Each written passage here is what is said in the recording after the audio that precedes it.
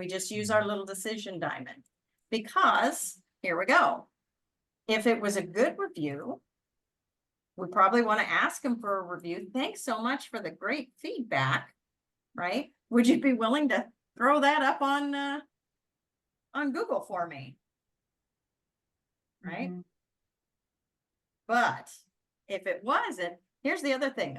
Let me pause on this before I go. This might be the review request. We might also want to ask them for a referral at that point too, because they had a great experience, right? So maybe these people, we want to ask them for a review.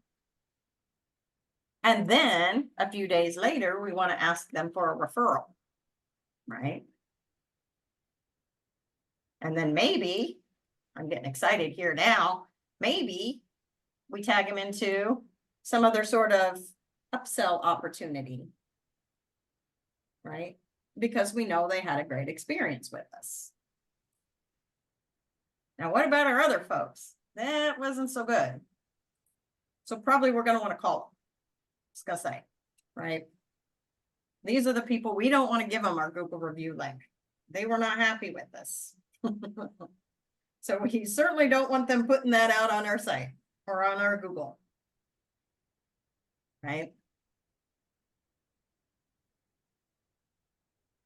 So I'm going to pause there. So this is another way to set up like your reviews, a survey, a referral. I'm glad we got to dive a little bit deeper into how you can use the decision diamond, because Sandy, you were correct in saying you could use this on your initial consultation form. Some sort of parameter where it's like, we've actually done that a lot when we've worked with mortgage brokers, for instance, because one of the first questions that a mortgage broker is going to need to know from you, what's your credit score? Right? And if it's a whole number field, you can use that decision diamond to sort. If it's this much or above, go ahead and push them through to the app. If it's this much or below,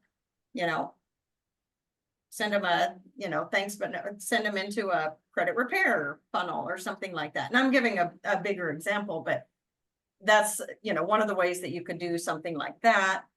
For this, what we're talking about in our create side of things, we're talking more on the back end. They've already come in, they're happy with us. So we're asking them for stuff, or they're not happy with us. So we're giving them a call to see if we can make it right.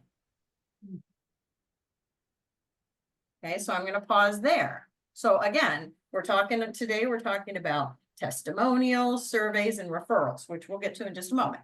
But any questions about how you might send a survey and how you would follow up with the survey?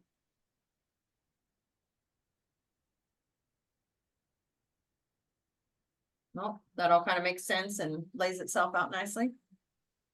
Our only question is, can we hide the email field in a form? And I'll research that and get back to you by next call. All right.